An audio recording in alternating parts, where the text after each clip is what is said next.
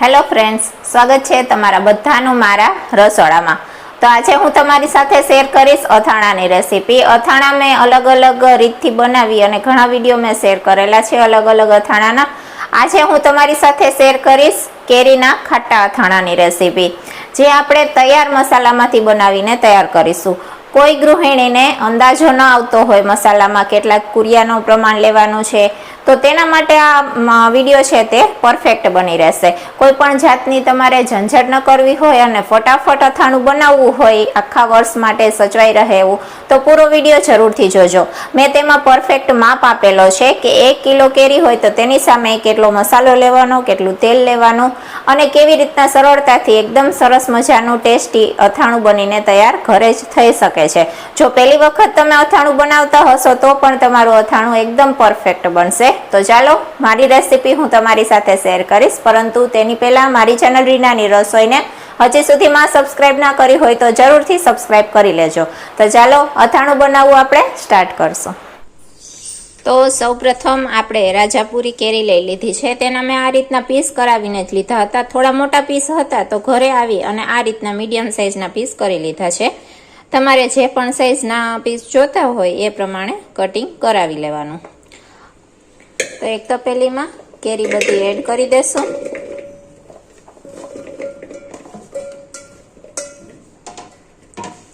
અત્યારે હું 500 ગ્રામ જેટલી કેરીનો ઉપયોગ કરું છું। તમારે જેટલી ક્વોન્ટિટીમાં અથાણા બનાવવા હોય એ પ્રમાણે કેરી લેવાની। તેમાં આપણે મીઠું એડ કરીશું। આ રીતના આપણે 3 મોટી ચમચી જેટલું મીઠું લેવાનું છે અને હળદર એડ કરીશું। આ રીતે આપણે 2 મોટી ચમચી જેટલી હળદર એડ કરીશું। હળદર અને મીઠું છે તે મસાલિયામાંથી કે ઉપયોગમાં નહીં લેવાનું અથાણામાં, ખાસ કરીને જે તમે સ્ટોર કરીને બરણી રાખી હોય તેમાંથી જ ઉપયોગ લેવાનો। આ રીતના આપણે મીઠું અને હળદર એડ કરી દીધા પછી પ્રોપર રીતે મિક્સ કરી દેશું। આ રીતે પ્રોપર મિક્સ કરી દેવાનું કેરીમાં।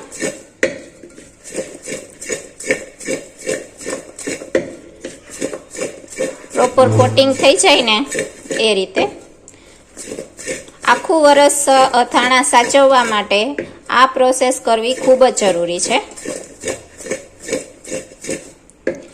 હવે આપણે ઢાંકી અને 8 થી 10 કલાક માટે, આખી રાત તમારે રાખવું હોય તો એ રીતના રાખી દેવાનું, અથવા તો દિવસના જો પલાળી હોય આ રીતના બોરો નાખ્યો હોય તો તમારે 8 થી 10 કલાક માટે રાખી દેવાનું અને વચ્ચે વચ્ચે આ રીતના હલાવતું રહેવાનું, મિક્સ કરતું રહેવાનું।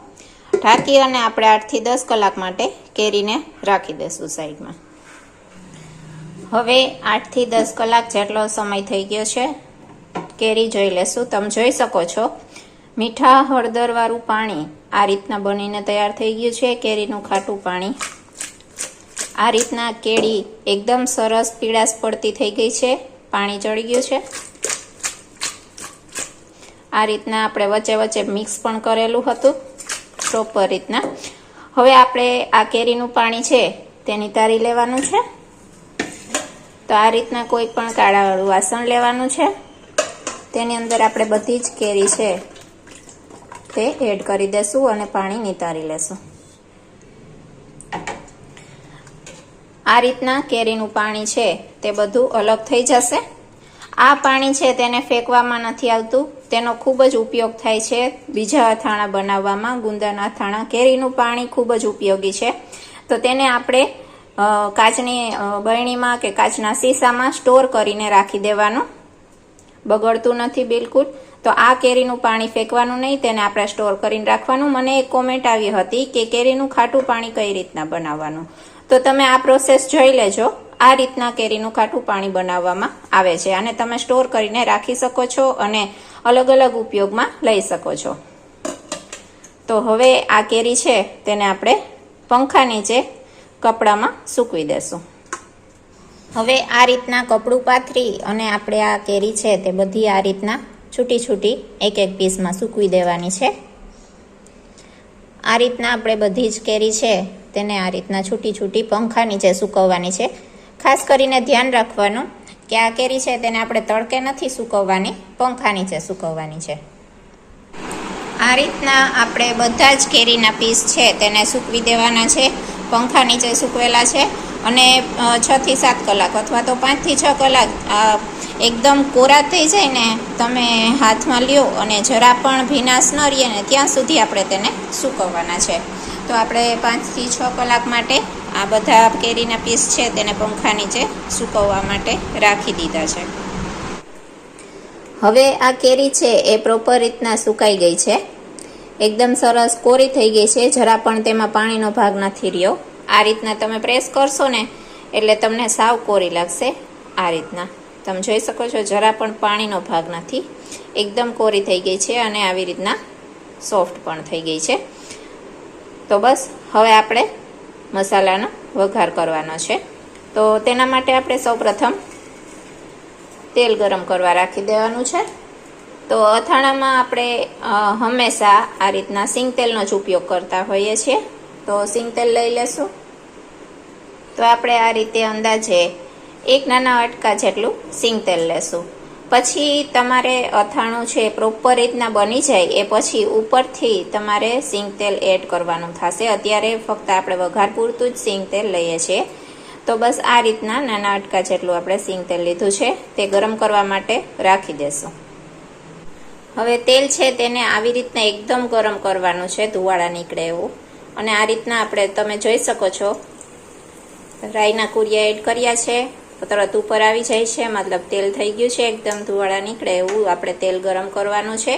ગેસની ફ્લેમ બંધ કરી તેને આપણે થોડી વાર માટે ઠરવા રાખી દેશું. હવે આપણે અચાર માટેનો મસાલો, તો મસાલો છે તે મેં આ વખતે તૈયાર લીધેલો છે પેકેટમાં. આ રીતે તમે જોઈ શકો છો, આ રીતના પેકેટમાં તૈયાર મળે છે. બને ત્યાં સુધી આ રીતના ગૃહ ઉદ્યોગવાળી બહેનો બનાવતી હોય તેની પાસેથી તમે આ રીતના મસાલો લેશો તો તે એકદમ ફ્રેશ, તાજો અને એકદમ પરફેક્ટ મસાલો હશે. તો આ છે મેથીયો મસાલો, એટલે કે આપણે જે ખાટા અથાણા બનાવવા હોય તેના માટેનો મસાલો છે. અને એ જ રીતના ગોળ કેરીના અથાણા માટેનો પણ આ રીતના મસાલો આવે જ છે તૈયાર. તો તમારે જે પણ અથાણા બનાવવા હોય, તમારી પાસે ટાઈમ ન હોય અથવા તો તમને મસાલામાં કેટલા કુરિયા, કેટલા રાઈના કુરિયા જોઈએ, કેટલા મેથીના કુરિયા, કેટલા ધાણાના કુરિયા, તેમાં અંદાજો તમને ન આવતો હોય તો એકદમ સરળ રીત છે આ. તો આ રીતના પેકિંગમાં જે તૈયાર મસાલો આવે છે તે લઈ લેવાનો અને તેના અથાણા બનાવીને તૈયાર કરવાના. તો હું આ વખતે તમને તૈયાર મસાલાના અથાણા બનાવીને બતાવીશ કે તે કઈ રીતના બને છે અને તેમાં કેટલો માપ મેઝરમેન્ટ હોય છે. જો 1 કિલો તમારે અથાણું બનાવવું હોય તો આ રીતના પેકિંગમાં આવે છે. એ મસાલો 200 ગ્રામ લેવાનો હોય છે. તમે 250 ગ્રામ પણ લઈ શકો છો. જો તમને વધારે મસાલાવાળા અથાણા પસંદ હોય તો 1 કિલોમાં આ રીતના 250 ગ્રામ મસાલો એડ કરી દેવાનો. પછી ઉપરથી મીઠું, મરચું કોઈ પણ વસ્તુ એડ કરવાની આમાં જરૂરિયાત હોતી નથી.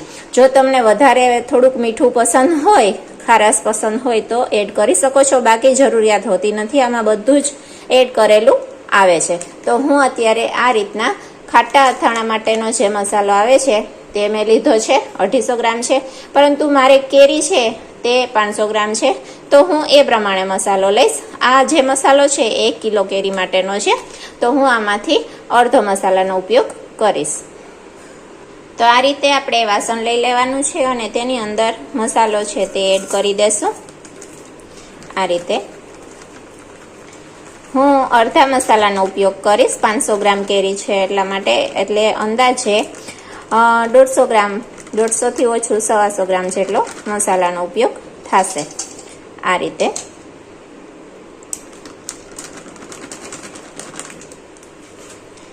રીતે મેં અડધો મસાલો એટલે કે 125 ગ્રામ જેટલો મસાલો લઈ લીધો છે.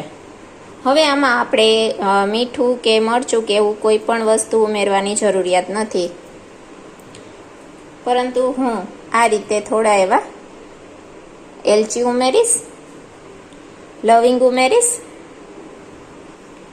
થોડા આ રીતના કાળા મરી ઉમેરીશું આપણે. આ બધી વસ્તુ એવી છે કે જે અથાણાને લાંબો સમય સુધી સાચવવા માટે ઉપયોગી બની રહે છે. 1 ચમચી જેટલું વરિયાળી ઉમેરીશું. ટેસ્ટ સરસ આવે છે, બાકી ઓપ્શનલ છે. જો તમારે ન ઉમેરવું હોય તો ઓપ્શનલ છે. અને આ રીતે આપણે અડધી ચમચી જેટલી હિંગ ઉમેરીશું. હવે આપણે જે તેલ ગરમ કર્યું હતું તે થોડું એવું ઠંડુ થઈ ગયું છે, તે આપણે તેમાં એડ કરી દેશું. આ રીતે તેલ એડ કરી દેવાનું, મિક્સ કરી દેશું. મિક્સ કરી દેવાનું. જોઈ શકો છો એકદમ સરસ પરફેક્ટ કલરમાં મસાલો બનીને તૈયાર થયો છે. તો આ રીતે આપણે તેલ ઉમેરી દીધું, બધું પ્રોપર રીતના મિક્સ કરી દીધું છે. થોડું એવું ગરમ છે આ બધું, તો તેને આપણે થોડું એવું ઠરવા દેશું. એ પછી આપણે તેની અંદર કેરી ઉમેરીશું. તો જે બહેનોને મસાલાના અંદાજ ન આવતો હોય તો તેને આ રીતના અથાણા બનાવવાના, જેથી તેના અથાણા પરફેક્ટ બનશે. એકદમ સરસ આ પણ અથાણા બનીને તૈયાર થાય છે. જો તમને ઘરે મસાલો બનાવતા ના આવડતું હોય તો તમે આ રીતના તૈયાર મસાલાનો ઉપયોગ કરીને પણ બનાવી શકો છો. અને જો તમારે ઘરે જ મસાલા બધા બનાવી અને અથાણા બનાવવા હોય તો તેનો વિડીયો તમે પહેલેથી અપલોડ કરેલો છે, તે તમે જોઈ શકો છો. તેમાં બધો જ પરફેક્ટ માપ સાથેનો બધો જ વિડીયો મેં બનાવેલો છે. તો તે વિડીયો તમે ચોક્કસથી જોઈ લેજો. તેમાં બધો જ પ્રોપર રીતના દરેક કુરિયાનો, તેલનો, ગોળનો બધાનો માપ મેં પ્રોપર રીતના આપેલો છે. તો તમારે ઘરે જ મસાલા બનાવવા હોય તો તમે એ વિડીયો ચેક કરી શકો છો. અને જો તમારે આ રીતના તૈયાર પેકિંગમાંથી અથાણા બનાવવા હોય તો તમને આ વિડીયો ખૂબ જ ઉપયોગી થઈ રહેશે. તો આપણે તેને થોડી વાર માટે ઠરવા સાઈડમાં રાખી દેશું. તો હવે જોઈ શકો છો એકદમ સરસ રીતના મસાલો છે તે ઠરી ગયો છે. કલર પણ એકદમ સરસ આવ્યો છે. અત્યારે ટેસ્ટ કરી લેવાનું. જો તમારે મીઠું કે ઉપરથી એડ કરવું હોય તો તમે કરી શકો છો, પરંતુ જરૂરિયાત હોતી નથી. હવે આપણે કેરી છે તે બધી આપણે તેમાં એડ કરી દેશું અને મિક્સ કરી દેશું. તમારે આ અથાણું જેટલી ક્વોન્ટિટીમાં બનાવવું હોય એ પ્રમાણે બનાવી શકો છો. પ્રોપર કેરીમાં મસાલો છે તે મિક્સ કરી દેશું. જોઈ શકો છો પરફેક્ટ મસાલો કેરીમાં કોટિંગ થઈ ગયું છે. આ રીતે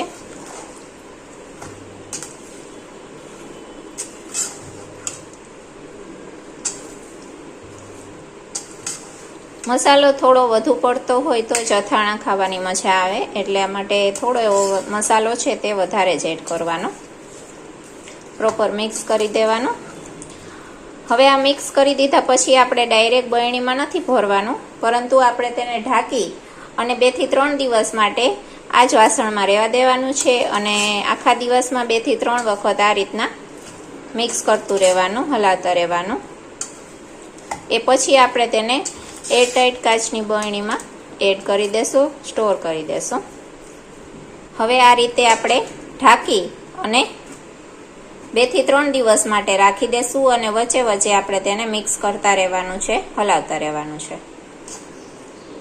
તો આ રીતે તમે જોઈ શકો છો એકદમ સરસ મજાનું ખાટું અથાણું બનીને તૈયાર છે. કેરીનું ખાટું અથાણું એકદમ સરસ ટેસ્ટી બને છે આ અથાણું. એક વખત તમે પણ આ રીતે ચોક્કસથી ટ્રાય કરજો. જોઈ શકો છો એકદમ સરસ લાલ ચટક કલર આવ્યો છે. પરફેક્ટ અથાણું બનીને તૈયાર થયું છે. આ અથાણું તમે હવે સ્ટોર કરી અને બરણીમાં રાખી શકો છો આખું વરસ સુધી, બિલકુલ બગડતું નથી. તો આ રીતના કોઈ પણ કાચની બરણી લઈ લેવાની, તેની અંદર આપણે બધા જ અથાણા છે તે એડ કરી દેવાના. આ રીતે આપણે કાચની બરણીમાં સ્ટોર કરી દેવાનું. આ રીતના થોડું પ્રેસ કરી દેવાનું એટલે તેલનો ભાગ છે તે ઉપર આવશે. તમારે આમાં એક્સ્ટ્રા તેલ ઉપરથી ઉમેરવું હોય તો તમે ઉમેરી શકો છો. જો આખું વરસ માટે અથાણા બનાવતા હોય ને તો તેલમાં બુડેલા જ હોવા જોઈએ, તો જ તમારું અથાણું છે તે બિલકુલ બગડશે નહીં. મારે આ અથાણું છે તે લાંબો ટાઈમ સુધી સાચવવા માટે નથી. જોઈ શકો છો બહુ ઓછી ક્વોન્ટિટીમાં બનાવ્યું છે તો ફટાફટ ખવાઈ જશે, એટલા માટે મેં તેલમાં ડુબાડીને નથી રાખેલા. પરંતુ તમારે વધારે ક્વોન્ટિટીમાં બનાવેલા હોય અને આખું વરસ તમારે આ અથાણા જો સાચવવાના હોય ને તો આ રીતના 1 આંગળી જેટલું તેલ ઉપર હોવું જ જોઈએ. અથાણા એકદમ તેલમાં ડૂબેલા હોવા જોઈએ.